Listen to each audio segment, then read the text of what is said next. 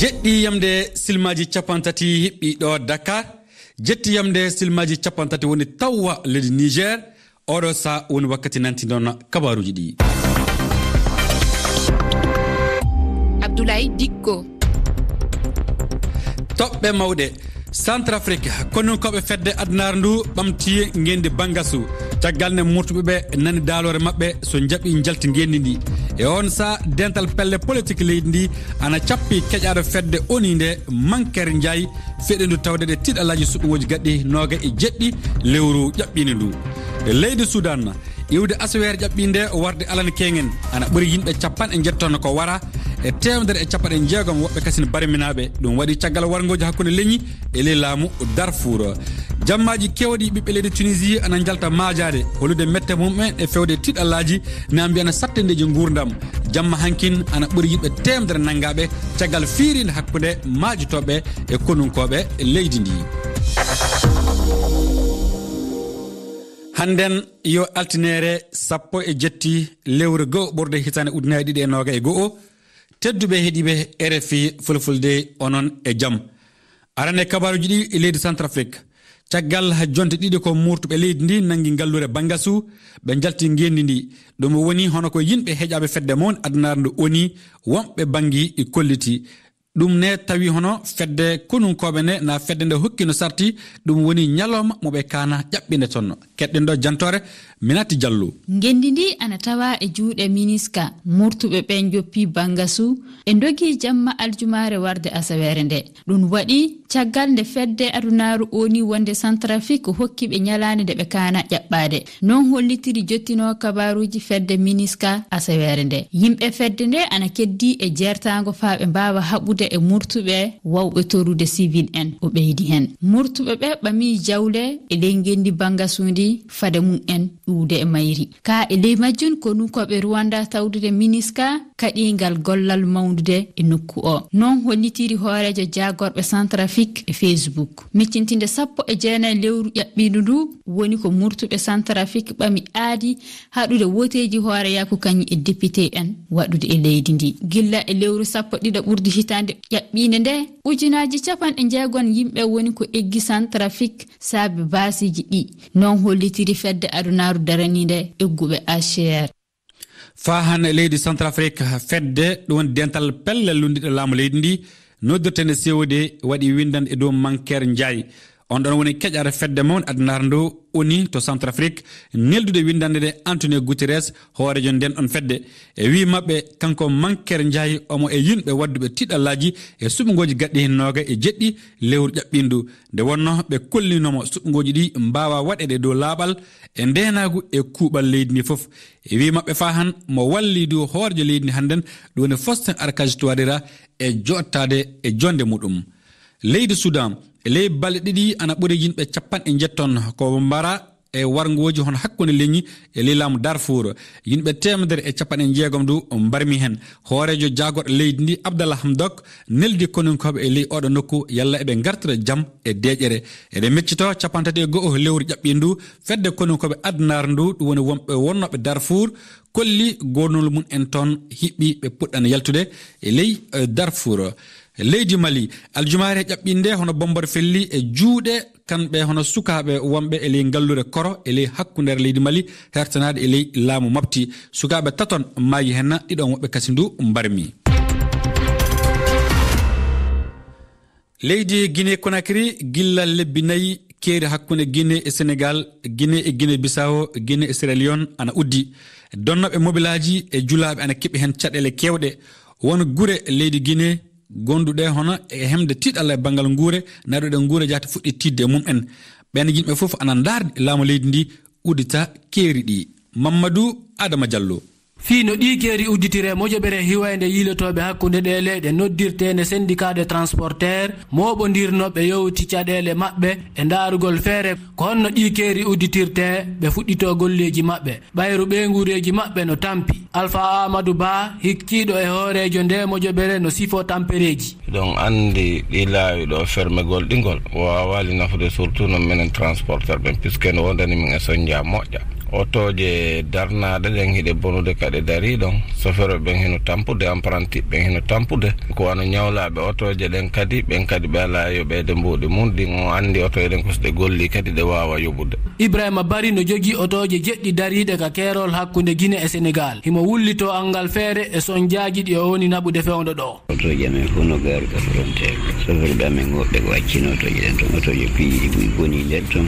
ɓeyguleji maɓɓe no lancunde ɓe fof fen ɗo golle ɗen fof ala marche ɗe ñiñi ɓeyguleji amen fof minen kadi doguino ɗo yaari e Fouta. Ko yeeyoɓe ko yiilotoɓe hakkude ɗe leyɗe ko hatton jimɓe dakamme jindeɗe hakkude ɗe leyɗe tampere nden no tiiɗi fota gila ɗi keeri soka mais andintinayi ko laamu leydi Guinée woni ko sokki keeri ɗin sabu kiwal leydi ndin ila suɓodiro lanɗo sata e lewru sappaɓuru hitande ujune ɗiɗi e nogayi moƴoɓere hiwande yiilotoɓe hakkude ɗe leyɗe no tori laamu ngun yo hoynutu muradu ndum. Mamadou Adama Diallo, Conakry, RFI. leydi Nigeria horejo leydi ndi Muhammadu Buhari yamiri keeri leydi Nigeria maɓɓite walla mbiyen uddite ɗum woni hakkude maɓɓe Niger, Cameroun, Tchad e Benin. Keɗen ɗo janto Ya'u Shito Gembu. Gila aran nder lewru yawtudu ardiɗo Nigeria Muhammadu Buhari waɗi jungo ɗum maɓɓita keeri nayi mawɗi ɗi leddi hakkunde Nigeria e Niger e Kamaru e ma lesdi Benin. Baboteji ɗiye tammete joni nde keeri luttuɗi fuu maɓɓitama hakkunde lesdi Nigeria e lesɗe keddiraɗe. Yiigo keeri ɗin bo maɓɓanoma ko ɓuri hitande.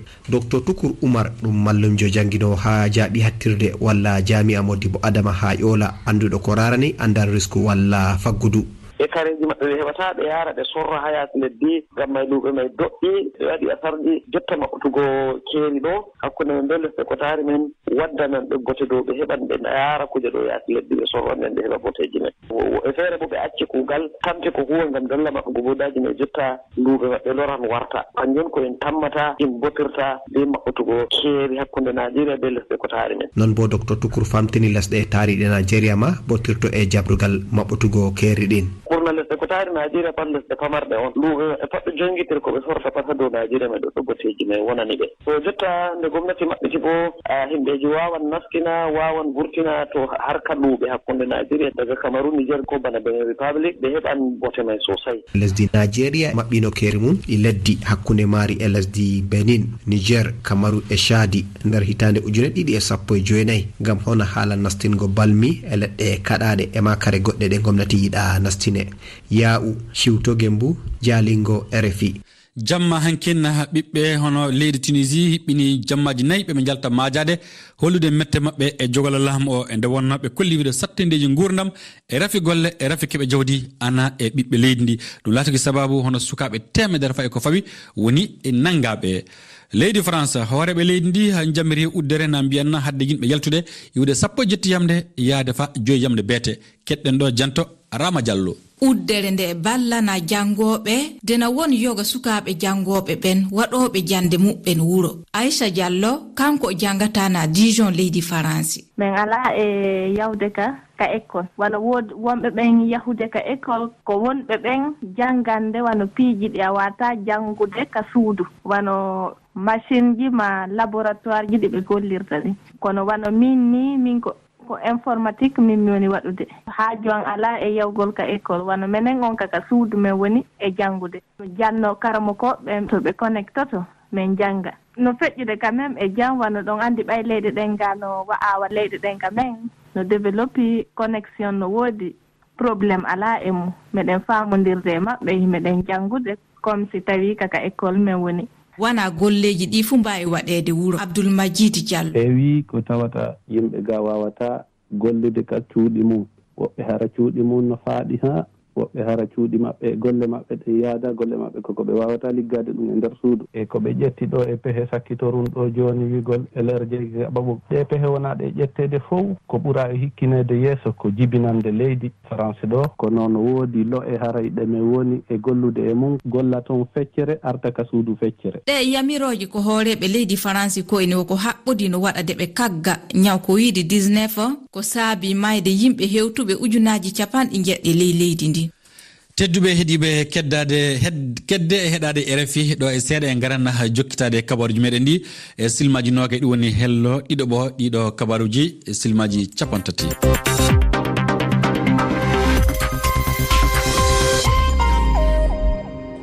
jeɗɗi yamde silmaji capantati hiɓɓi ɗo Dakar. Bisimilla moɗon e silmaji nogay kabaruji goɗɗi e dow RFI. Abdoulaye Dikko. E ley ɗi silmaji nogay seyo e weltare wonani kam silminde ɗo kanko Lobbo Labajo. Aissatou Ly mo warana waɗande yewtere coftal ɓalle fay so tawi joni huno ko wana ɓolo. Caggal majjum cilminena koɗo meɗen hannden on ɗon yo Ardo Dia kanko windiyankejo na ɗum mbiyen balle fotoɗo dewte hikka hiɓɓini duuɓi sappo ko tawa hono murtere waɗi e ley leyɗe kewɗe araɓe waɗi du hono weltere e banggal hono jogala laamu e ley leyɗe kewɗe omo jaabo namde Ibrahima Timbiba. Caggal majjuno Aissatou Ly tawtan en jangganden ko winda e jeydeji ɗi timmirena weto meɗen go jantore hannden naɓi en Bambilor e ley leydi Sénégal ɗon nokku yo nokku noon mo remoɓe hewɓe goni mun en Fadima Sy waɗanta en nden ɗon jantore. Bismillah. Coftal ɓalli. Lobbo Labajo. Nam. Abdoulaye wala Banel Hawa. Donde e ñañarde yadata. Abdoulaye. Sa dogar ñañar. Mbede mooli Adam. Woppam tan hankadi. Aywa ko jam fini. Jam tan. Ay bismillah Lobbo Labajo. Aywa holko ko gaddanɗa en hannde yewtere coftal ɓalli. Abdoulaye caggal nde calminmi heeɗiɓe RFI fulfulde ɓe bismama kadi e kabaruji coftal ɓalli ɗi hande kaleten koko yowiti e kawodire chan baɗoje ɗo e Afrique eɗen gandi hikka ko leydi Cameroun jaɓɓi kawgel ngel fuɗɗima noon guila hecci hanki aset kawodire nayyi mbaɗi hanki e hecci hanki hakkunde Cameroun, Zimbabwe, Mali, Burkina, Libye, Niger, République démocratique mo Congo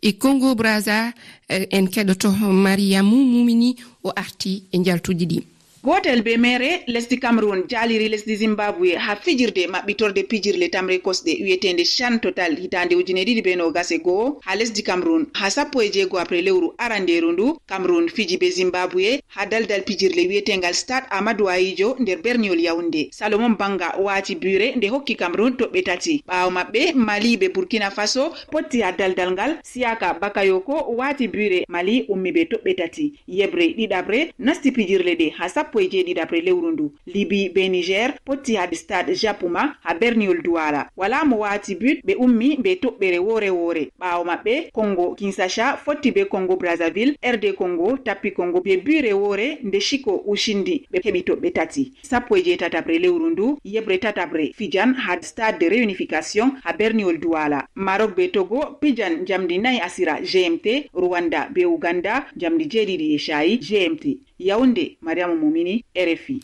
Eyo keɗiɗen ɗo ko Mariama Moumini o mo lesɗi Cameroun o jarama wadde hande kawodiri ɗiɗi baɗoje tonto CHAN ko hakkunde Maroc e Togo so joofi Rwanda e Uganda kañumenne ma kawodir Abdoulaye. Ewa joni ken jahanna runde Europe.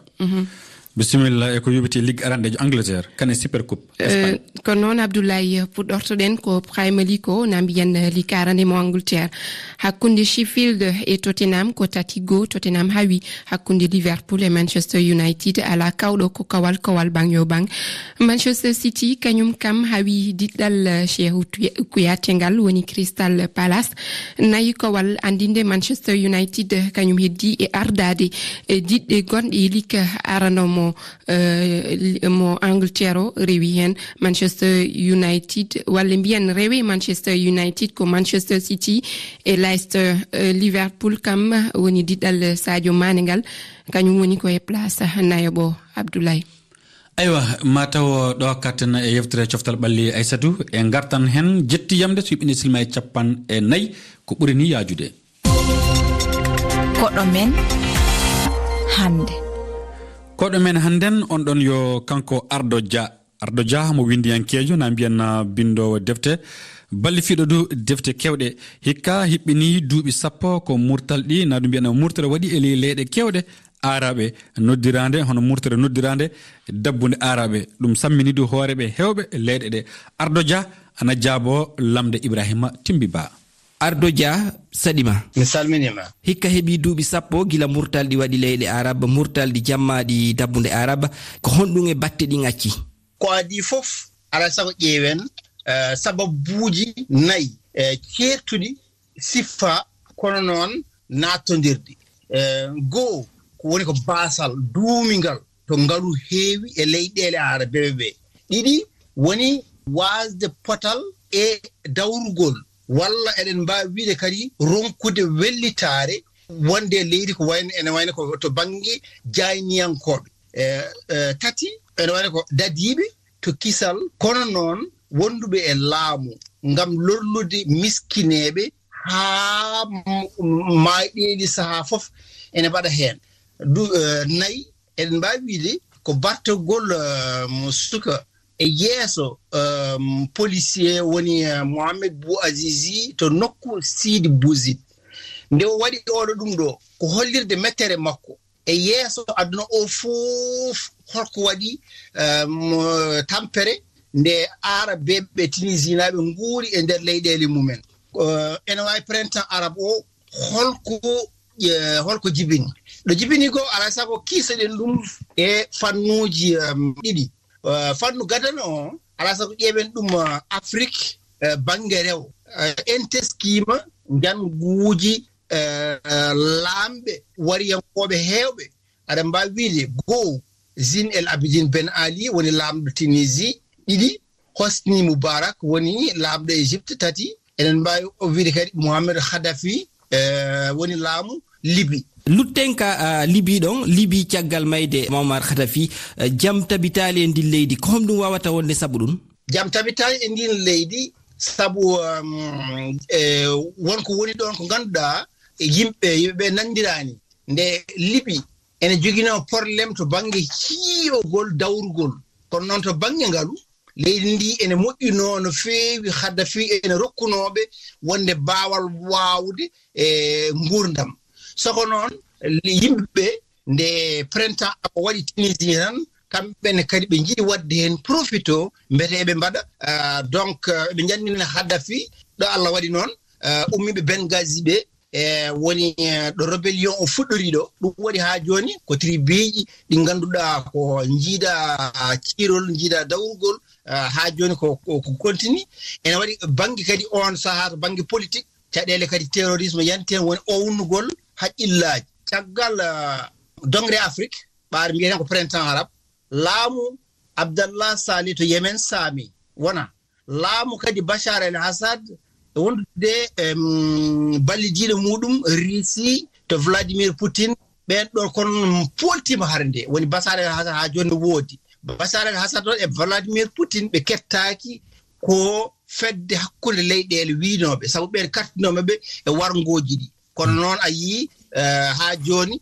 wargoji e continue e nder Russie he. Sengarti Afrique follugol ɓellamɓe ɗen leyɗe addi laamu potal so tawi eɗen mbawi hiisade on ɗon bange aɗa wawi wiide hiisade toɓɓe ɗiɗi caggal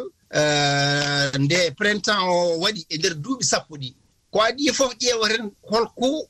ɗum addita bange moƴƴere eɗen mbawi yiide hen toɓɓe ɗiɗi ɗo ko weltare dawrugol eɗen to bange démocratie eɓe goota to bange kadi manifestation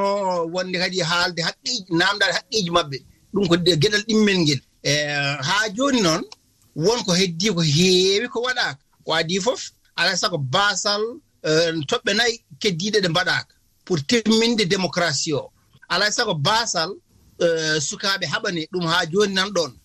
toɓɓere ɗiɗo ɓernde caɗele peccugol ngalu nana e caɗele leyɗele arabe fof nanɓe printemps arabe gueɗel taraɓel ngel jendi liggotoɓe jeenari liggotoɓe woni corruption ko wiyata ko gueɗel nayoɓel ngel ko ronkude peeje ownoɓe haqqillaji ko wayno probléme aji terrorisme jantuɗi hen joni ɗi c'est jangde sukaɓe e rewɓe ɗum ɗo gadano o ɗiɗi feccude ngalu leydi e miskineɓe tati ko wasde mawninde yimɓe taw ko nayyi ko ittude dadiɓe hiisɗe lomtinde ɗumen wawɓe haɓade e ownugol haqqillaji woni bongue probléme terrorisme wono mbiyeten. Ardo Dia mi jarnima. Mi jarnimama kadi mi weltima. oɗo wonno koɗo meɗen hannde ɗum woni Ardo Dia windiyankejo naɗo mbiyan bindo balle fotoɗo dewte walli figudu dewte kewɗe mo yewtido Ibrahim Timbi Ba e ko fati hono e murtireji gannoɗi ana foti duuɓi sappo e leyleɗe kewɗe arabe ko winda e jayndeji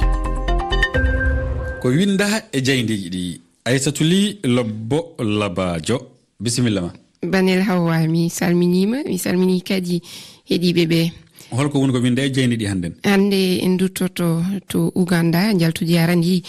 kokkirama Yoweri Museveni heɓi kaw dow lundiɗo muɗum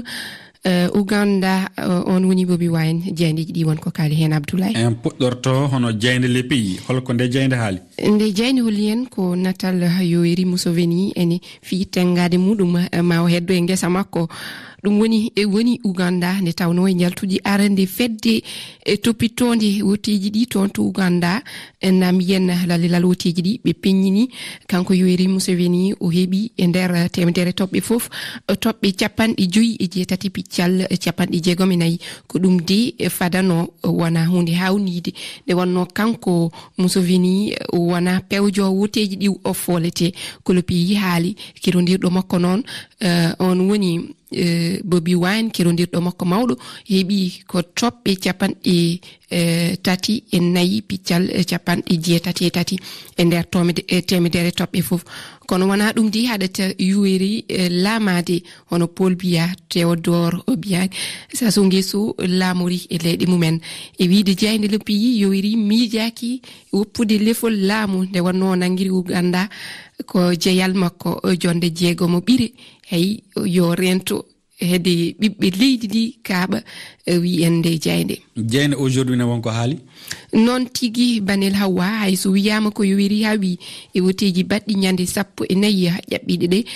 haɗata fedde NUP salade woni Bobi Wine hay sino haɗama yaltude illa aljuma 15 caggal woteji ɗi o salima jaltude ɗi alay sago nde wonno ɗi woteji ko inde woteji tan ko puntime hinde goni ɗon wiyende jeyde kala ko fewjeteno fewjanteno ko kanko gorko mawɗo kanko nayejo wadde noon ko Bobi Wine wawi o nde jeyde addi namde goɗɗe faani ɗum e sukaɓe nam yen sagataɓe leydi Uganda holko ɓe kaani wadde fa salade laamu bondoru e leydi maɓɓe. A jarama Aissatou Ly. cellal ko ngadu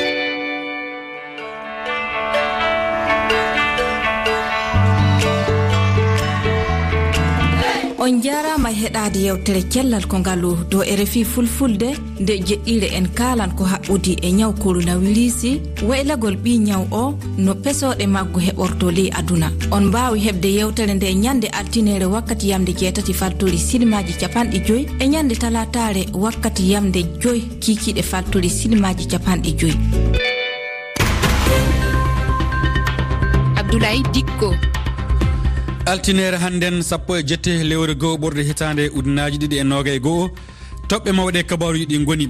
leydi Centrafrique ko nun koɓe fedde adunare ndu ɓamti ngallure bangasi na ɗum ngallure bangasu mbiyeten caggal nde murtuɓe ɓe nani daalore mabɓe so jaaɓi jalti ngendi ndi e on sa dental pelle politique leydi ndi ana cappi keƴare fedde nde ɗum woni fedde oni nde Mankere Ndiaye feɗendu tawdeɗe tiɗallaji suɓugoji gaɗɗi nogay e jeɗɗi lewru ƴaɓɓino ndu leydi Soudan yiwde asawere ƴaɓɓi nde warde Alan Kengen ana ɓori yimɓe 60 waraɓe temedere 60 woɓɓe mbarminama ɗum waɗi caggal nde wargoji gaɗi hakkude leñi e ley laamu Darfour jammaji kewɗi ɓiɓɓe leydi Tunisie ana jalta majade hollude mette mum en e fewde e tiɗallaji na mbi'en sattendeji gurdam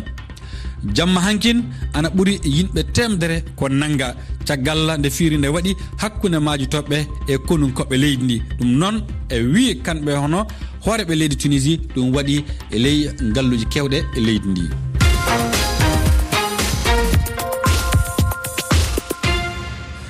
jantore meɗen mawde hannden naɓan en Bambilor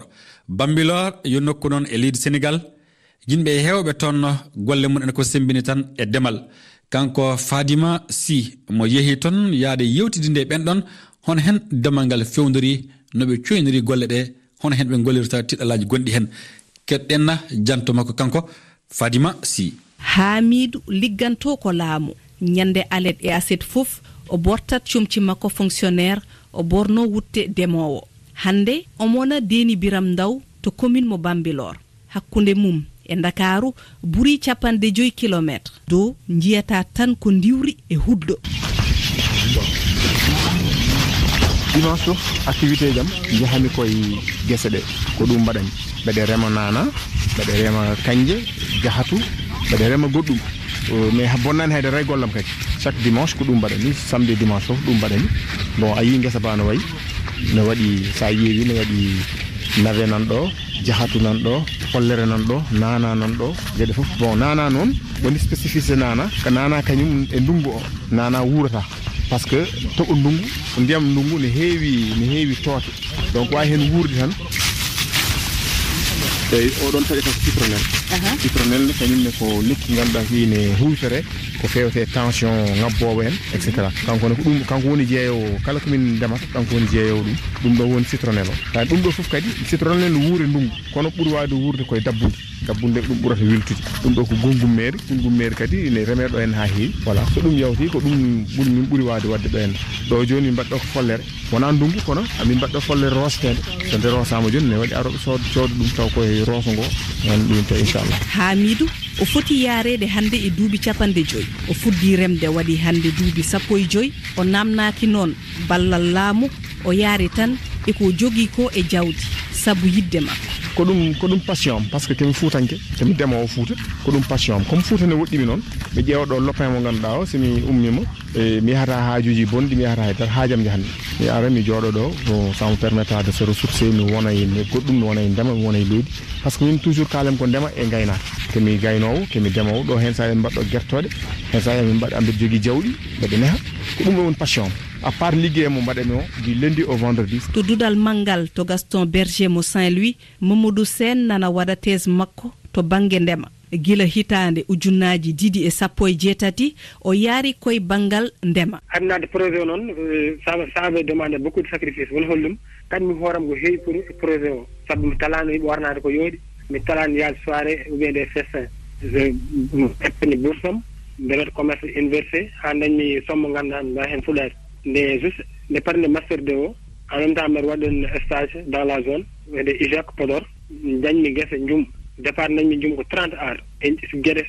70 ar woni 1 hectare d'oignon toon fuɗirimi nde jamde ha campagne soble joofi coodmi guese ko ganduɗa guese e kivet njum mo ganduɗa 1 hectare 16 suko gorko o umpi koye Fissel Mbadan e département mo Mbour kono projet ji makko ko ɓuuri hen hewde woni ko Fouta hande o namnima ballal DER délégation à l'entrepreneuriat rapide sabu yajnude liggéey makko min effectivement à long terme ko dañi ferme intégré ferme mo ganduɗa mam wat hen agriculture intégré mam ne hen nayyi woni production laitière et production aussi embauche bovine embauche ovine e ferme o kadi min dañi hen kadi journalier ɓe ganduɗa liggo mbiɗa yaltina des tonnes et des tonnes de légumes des tonnes et des tonnes de riz encore waɗ bossé waɗ occupé marché ji fof comme les ZDSN et les compagnies étrangères gonɗi ɗo ɗi eyyi ɗum no jeeya ɗum so cuɓijami à long terme dañi financement min dañi ferme mawɗo mo ganduɗa 5 à 6 hectares ndema e gaynaka ina yaari yeeso saabi sukaɓe anduɓe e famɓe jaari e banggue oɗon